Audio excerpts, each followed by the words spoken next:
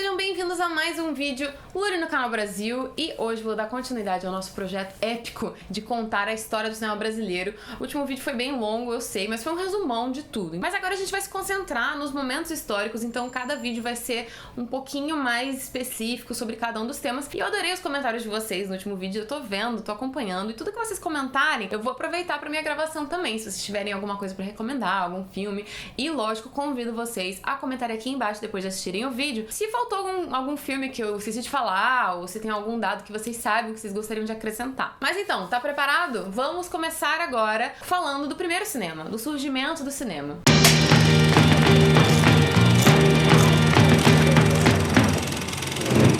O cinema, na verdade, não é tipo a primeira sala de cinema, é o nome do movimento histórico do surgimento do cinema. Muita gente sabe que o cinema foi inventado pelos irmãos Lumière, mas não sabe os detalhes por trás disso tudo. A primeira exibição foi feita no dia 28 de dezembro de 1895 pelos irmãos Lumière, inaugurando o cinematógrafo. A primeira exibição foi A Chegada do Trem à Estação, que é esse filme que vocês estão vendo aqui na tela. O trem chega na estação, as pessoas desembarcam e a vida acontece. E é muito interessante a gente pensar que desde essa época a composição fotográfica já estava dentro da gente e a linguagem cinematográfica já estava começando a existir. Nota que, em vez de eles colocarem a câmera de frente pro trem, que daí ele pegaria tipo uma portinha, um vagão, seria uma coisa muito pobre visualmente, eles colocaram a câmera na diagonal. Então você consegue esse plano oblíquo do trem chegando e várias portinhas, várias pessoas. E existem boatos também de que algumas pessoas na exibição desse filme saíram correndo nos assentos que estavam ali perto de onde o trem estava chegando, porque elas achavam que o trem realmente estava chegando. E o fenômeno do cinema não existiu assim do dia pra noite, não foi tipo, eles descobriram uma coisa que caiu do céu, não. Desde muito antes a gente já tinha truques óticos que eram realizados pra imitar o movimento. Se você já viu uma animação sendo feita, você já viu que tem vários quadros, vários desenhos que são muito parecidos e cada um muda um pouquinho. E quando você passa todas as folhas, você tem a sensação de animação. Isso tudo é graças a um fenômeno chamado persistência retiniana, associado a um fenômeno chamado Phi. A persistência retiniana mostra que o nosso olho não é capaz de acompanhar quando as coisas são muito rápidas. E o fenômeno Phi explica o fato da gente entender essas coisas muito rápidas como movimento. Então o cinema ele não é só no nível óptico, ele é no nível neural que a gente consegue apreender essa mudança. E hoje em dia a gente tem uma taxa meio que básica universal de que 24 quadros por segundo é o que faz um filme, faz um cinema. Mas naquela época não tinha uma contagem tão precisa em relação aos fotogramas por segundo. Então, muito comumente os cinegrafistas cantavam uma musiquinha na cabeça deles pra fazer a manivela ir num tempo certinho e tudo mais. Então quando você vê um filme antigo hoje em dia, pode parecer que as pessoas estão meio que com pressa, tá tudo acelerado, mas na verdade é porque o filme foi gravado numa taxa que é mais ou menos 12 quadros por segundo e convertendo pra hoje em dia fica meio rápido, assim. A máquina do cinematógrafo era uma máquina 3 em 1. Ela filmava, ela revelava e ela projetava. Então tudo isso dentro daquela máquina. O que a gente vê hoje em dia é meio que uma reconstituição de todos esses filmes. A gente tem o celuloide e a gente projeta e coloca o frame rate assim mais aproximado do que tinha. Mas enfim, eu dei uma volta, eu quero falar sobre esses efeitos ópticos que foram meio que um proto-cinema. A gente teve o taumatoscópio, fenacistoscópio, zootropo e o zoopraxiscópio, que ficou muito famoso por causa de um experimento onde o inventor colocou 12 câmeras, depois colocou 24 câmeras ao longo de uma pista num hipódromo e programou essas câmeras para cada vez que o cavalo passasse por elas, ele tirasse uma foto. Não o cavalo, né? A câmera tirasse a foto. Então, quando ele colocou todas essas fotos uma lado a lado depois da outra e passando, você tinha a sensação do movimento do cavalo. É isso que vocês estão vendo aqui na tela. Isso tudo são fotos que foram colocadas no hipódromo e foi assim que a gente foi desenvolvendo essa coisa das imagens em movimento. Hoje em dia, muitos conceitos desses ainda são aplicados na animação. E quanto mais assim, de boa qualidade a animação, mais quadros por segundo ela vai ter. E os cineastas também estão explorando isso, né? Hoje em dia a gente tem filmes que são rodados a 48 quadros por segundo, a televisão em geral usa 30 quadros por segundo, mas vamos estabelecer aqui que meio que o padrão universal é 24 quadros por segundo, de acordo com o cinema internacional. Existe também uma briga de algumas pessoas que falam que, na verdade, quem inventou o cinema foi o Thomas Edison. O Thomas Edison, na verdade, inventou o cinetoscópio, que era uma câmera que fazia imagens, mas ela não projetava projetava. E ele era contra a exibição dos filmes em salas, porque ele tinha... O Thomas Edison, ele era dono de muitas invenções. Algumas não eram dele, né? Mas tudo bem. E ele criou esse sistema de colocar esses filmes em máquinas e você podia ver os filmezinhos. Pagava, tipo, um níquel e via esses filmes. E ele não queria abrir mão dessa fonte de renda, então ele não queria projetar em grandes salas, porque ele não pensou que ele podia cobrar ingresso pra entrar, mas tudo bem. Então ele não abriu mão disso, ele não fez o cinema ser projetado. Então é meio que uma convenção você dizer que os irmãos Lumière se inspiraram nele pra criar o cinematógrafo, e o cinematógrafo é que criou o cinema como a gente conhece hoje em dia, porque a gente tem essa coisa de ir à sala de cinema, tudo fica escuro, a gente vê uma imagem na tela, é outra vibe, né? O Thomas Edison não pensava nisso. Outros dois filmes muito famosos dos irmãos Lumière são Empregados Deixando a Fábrica Lumière, que vocês podem ver agora, são as pessoas saindo da fábrica, e outro que foi meio que o primeiro filme de comédia e também o primeiro filme de ficção, porque naquela época a gente fazia uma coisa meio documental, assim, né? Era como se fosse uma foto em movimento. O primeiro filme de ficção que se considera é esse The Sprinkler Sprinkled, ou O Jardineiro. É uma encenação de um jardineiro que tá regando as plantas, um garoto vai lá, pisa na mangueira, ué, a água parou, aí quando ele olha, o menino solta e o jardineiro leva a mangueirada na cara. Teoricamente, esse é o primeiro filme de ficção porque foi encenado. Ele pode retratar uma coisa que parece cotidiana, mas foi encenado. E uma coisa que eu convido vocês a pensarem em relação a esse primeiro cinema é como a gente considerava a tecnologia. E naquela época, o cinema a gente não sabia que o cinema ia virar uma arte. Ele era só uma tecnologia nova, que as pessoas tinham curiosidade, que elas queriam explorar. E a gente tem esse fenômeno acontecendo hoje em dia com outras tecnologias, como o videogame, como o VR. Por enquanto, elas são... O videogame menos, né? Ele já tá se tornando uma forma de arte. Mas o VR, por exemplo, é uma tecnologia nova que a gente ainda não sabe se vai virar uma forma de arte. Então as pessoas estão experimentando, fazendo, às vezes, microvídeos, às vezes microgames, e vai experimentando em relação àquilo. Quem sabe aquela tecnologia vai virar uma forma de arte. Eu acho que o cinema é uma das formas de arte reconhecidamente mais atuais, porque, sei lá, escrita, pintura, escultura, elas são muito mais antigas. O cinema, ele conta com uma tecnologia que é muito nova. Então, nesse primeiro momento, a gente consegue mapear quando a gente começou a, tipo, sabe, pegar a rodinha e girar, fidget spinner. Nossa, olha só esse negócio, dá pra fazer isso, dá pra fazer aquilo. E antes de entrar na parte propriamente dita do cinema brasileiro, do primeiro cinema brasileiro, vou contextualizar pra vocês alguns nomes importantes do primeiro cinema mundial, que era o Georges Méliès, que ficou famoso com A Viagem à Lua, que é considerado o primeiro filme meio que de ficção científica. Tá aparecendo um trecho aqui pra vocês verem. Também o Charlie Chaplin, que ficou muito famoso na era de filmes mudos. Teve um filme dele falado, que foi, pra mim, um dos melhores filmes dele, que ele conseguiu usar a linguagem, assim, a favor dele, mas daí eu já tô entrando em outro assunto. O D.W. Griffith, que ficou muito famoso com O Nascimento de uma Nação, um filme de 1915, que mostra o movimento da Ku Klux Klan, e é muito controverso, mas foi muito importante naquela época, especialmente para a formação de uma linguagem cinematográfica, uma formação de identidade americana. E outro cara muito importante que muitas vezes as pessoas esquecem é o Edwin S. Porter. Ele ficou famoso por ter feito dois filmes muito marcantes: Life of an American Fireman e The Great Train Robbery.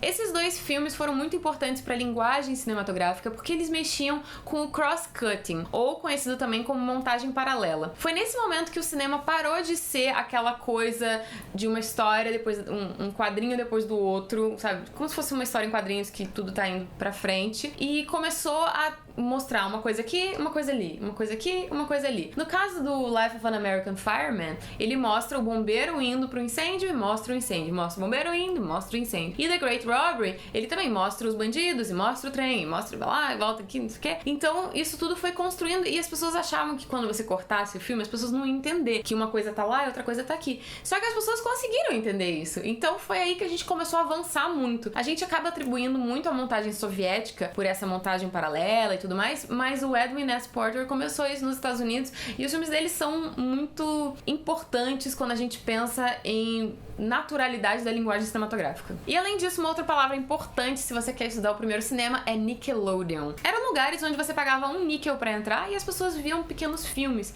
E é meio que um embrião do que é o cinema hoje em dia, que é uma forma de arte que gera renda e que tem custos. Então Nickelodeon tem essa origem de níquel. E o Nickelodeon Nickelodeon depois deu espaço ao cinema de elite, porque antes eram galpões onde as pessoas entravam, era um cinema muito popular, afinal de contas custava só um níquel. E depois a gente foi mudar pra aqueles cinemas super luxuosos e tal. Tem até um filme bem engraçado dessa época muda, que é meio que uma conscientização das mulheres não usarem chapéu na sala de cinema, porque elas iam todas arrumadas e tal, e elas usavam um bolo de chapéu em cima da cabeça e atrapalhava a visão das outras pessoas. Mas enfim, vamos falar de Brasil, agora que a gente vai entender o que estava acontecendo no mundo. A primeira exibição foi no dia 8 de julho de 1896, pouquinho depois da primeira exibição dos Irmãos Lumière, né? Na verdade, isso se deu graças a um belga chamado Henri Pellier, que era belga, e ele alugou uma sala na Rua do Ouvidor para mostrar mais ou menos 8 filmes de 1 minuto cada um. Só a elite carioca pôde ir, porque eram uns ingressos muito, muito caros, e a partir daí a gente começou a desenvolver o nosso próprio cinema. Em 1897, a gente tem a inauguração da primeira sala de cinema brasileira, que chamava Salão de Novidades Paris, do Pascoal Segreto. E em 1898, tem boatos de um filme que teria sido o primeiro filme brasileiro, chamado Vista da Baía de Guanabara, do Afonso Segreto. Mas só existem boatos porque não existe nenhuma comprovação de que o filme realmente foi rodado,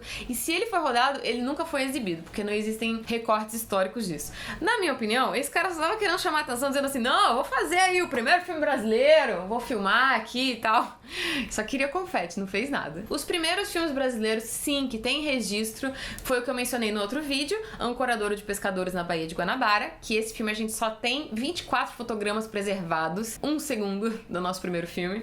E também Chegada do Trem em Petrópolis, Bailado de Crianças no Colégio do Andaraí e Uma Artista Trabalhando no Trapézio de Politeama. Esse é o nome do filme. São vários pequenos filmes que são os primeiros filmes brasileiros. Eles também seguiam essa onda do cinema nacional de simplesmente retratar uma coisa pontual e um evento corriqueiro sem encenação, sem ficção. Era meio que testando a tecnologia, testando a novidade. Pulamos para 10 anos depois. Em 1908, a gente tinha 20 salas de cinema no Rio de Janeiro, porque a energia elétrica já era uma coisa um pouco mais confiável. Quando você pensa nisso, que a gente tem muito cinema no Eixo Rio e São Paulo, e tem muitos lugares do Brasil que ainda não tem sala de cinema e tudo mais, eu fui fazer essa conta de relacionar a energia elétrica às salas de cinema. E fui encontrar o dado de 2011, são dados controversos, que mostram ou 1,27% ou 2,2% desse número de domicílios sem energia. Então, se a gente quer chegar com o cinema no Brasil inteiro, a gente tem que ter pelo menos energia elétrica no Brasil inteiro. Em pleno 2011, esses dados são de 2011. Então, isso complica um pouco, né?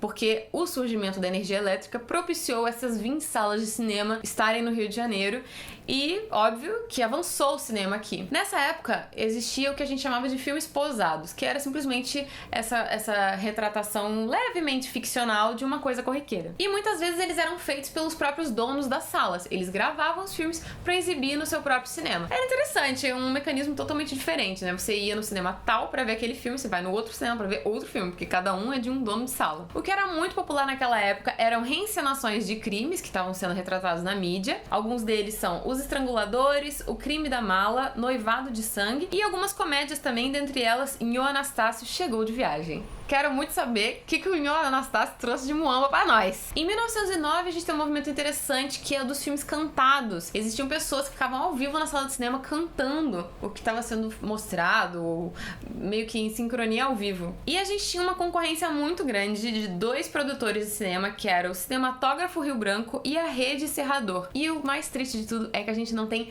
nada desses filmes que foram produzidos por esses 2 estúdios, que tinham uma rixa enorme. Então a preservação histórica deixou a gente na mão, a gente não tem os filmes que eram desses 2 grandes distribuidores. E foi em 1916 também que a gente começou a ver os cinejornais. Os filmes eram chamados de naturais, que eram meio que documentários, e eles foram batizados de cinejornais. Eles mostravam acontecimentos de futebol, carnaval, eventos políticos, mas muitas vezes as pautas eram compradas. Então a gente teve aí o primeiro publi editorial da história. #Ed, #Publi. A gente teve pautas de jornalismo que na verdade eram compradas por políticos ou por empresas para aparecerem nos cinejornais, que eram conteúdos que passavam ou antes dos filmes ou era uma sessão só de cinejornal. Afinal de contas, as pessoas não tinham televisão em casa para se informar. Ou era jornal ou elas poderiam ir no cinema ver os cinejornais. E o nome dessas publicidades maquiadas era cavação. Era um termo bem pejorativo para dizer que era uma publi mascarada. Até 1935 a gente teve 51 cinejornais, mas todos eles foram se extinguindo ao longo do tempo. O único que ficou até o final dos anos 70 foi o Canal 100, e ele acabou desistindo porque a televisão começou a penetrar muito no mercado brasileiro e não tinha mais como competir. De 1915 a 1930, a gente tem um momento chamado invasão, que é quando os filmes americanos tiveram isenção de taxas alfandegárias e podiam entrar no Brasil livremente. E isso foi um grande problema, porque na época os governantes achavam que isso ia fazer com que as pessoas fossem mais ao cinema. Só que o que aconteceu foi que os distribuidores compravam os filmes americanos e os filmes brasileiros perderam totalmente o espaço. Especialmente porque no pós-guerra a Europa estava muito enfraquecida e as produções cinematográficas de lá começaram a ficar muito mais raras. Então o mercado americano tinha abertura total aqui e conseguia um mercado muito rico. E nessa época também a gente tem o registro do primeiro dono de redes de sala de cinema, que é o Francisco Serrador. Ele tinha salas em São Paulo, no Rio de Janeiro, Niterói, Belo Horizonte e Juiz de Fora, e ele também tomou a decisão de ser apenas distribuidor e não produtor do filme, como eu falei pra vocês, que cada exibidor tinha sua própria produção. Ele decidiu só comprar os filmes pra exibir, justamente porque os filmes americanos estavam sem taxas alfandegárias, você só tinha que pagar o preço do filme. E é importante também falar sobre um pouquinho dos filmes regionais. Naquela época não era separado por estado, era muito mais por município. Então em Pelotas a gente teve dois fenômenos muito interessantes. O primeiro longa brasileiro, que é O Crime dos Banhados, de 1914, e em 1913 a gente teve o curta Os Óculos do Vovô, que é conhecido como o fragmento mais antigo de ficção que a gente tem nos nossos arquivos. Outros ciclos importantes também foram de Recife, que produziram 12 longas e 25 curtas. Em Porto Alegre foram 3 longas e 3 curtas. E também em Cataguases, Minas Gerais, a gente tem o nascimento de um dos caras que botou a mãozinha dele, ó, em todos os movimentos do cinema no Brasil, que é Humberto Mauro. Ele ficou conhecido posteriormente em 1933 por ter feito Ganga Bruta, que foi um filme que inclusive eu mencionei lá no outro vídeo. E em 1964 ele fez A Velha Fiá, que é um dos curtas mais conhecidos. E em 1929 a gente tem a entrada do som no mercado de cinema brasileiro, mas isso fica para o próximo episódio dessa série de história do cinema brasileiro. Já falei aqui sobre esse primeiro cinema, o primeiro filme feito aqui, primeira sala de exibição, a invasão de Hollywood, que nem era Hollywood direito ainda naquela época, né? Mas esse é o primeiro momento do cinema no Brasil, e a partir do vídeo que vem eu vou comentar um pouquinho sobre o surgimento do som e vamos evoluindo conforme a história vai passando. E é isso, se você tá curioso pra saber o que vem por aí, veja o último vídeo que foi sobre o resumão da história do cinema brasileiro, lá tem um pouquinho de cada coisa. E não esquece, é óbvio, de dar o like nesse vídeo, compartilha com seus amigos cinéfilos, e eu quero saber aqui embaixo se você tem filmes pra indicar ou algum comentário que eu não citei aqui sobre esse momento histórico. É muito difícil a gente ter a preservação desses filmes tão antigos, especialmente porque teve uma época que teve uma baixa de nitrato de prata, que é justamente o que faz a imagem ficar no negativo. E derreteram muitos filmes para reaproveitar o nitrato de prata. Então, os filmes que não se perderam por mofo, por incêndio, por, sei lá, deterioração do tempo, foram derretidos para fazer nitrato de prata para outros filmes. Então, são poucas as coisas que a gente tem, e eu tentei mostrar um pouquinho aqui do que a gente ainda tem de registro. Se você tem interesse sobre cinema mudo, vale muito a pena pesquisar, porque é muito interessante. E no próximo vídeo eu vou falar sobre um filme que é mudo, mas que estava fora desse período, que é muito importante, mas ó, fica só esse gostinho aqui pra vocês, tá? Não esquece de se inscrever aqui no Canal Brasil. Todas as quartas-feiras eu tô aqui. Se você ativar o sininho, você recebe notificação dos vídeos novos. Todo dia tem vídeo novo aqui. Todo dia tem alguma coisa relacionada a cinema, cultura. Fico por aqui e vejo vocês na semana que vem. Tchau! Bom, agora vamos fazer um ping-pong aqui. Ok, um pássaro, meu pai. Um país, Brasil. Um canal, esse. Um botão, inscreva-se. Muito obrigado pela sua presença no nosso programa, e para mais vídeos como esse, inscreva-se no canal do Canal Brasil. Clica, clica, clica, clica, clica, clica, clica, clica.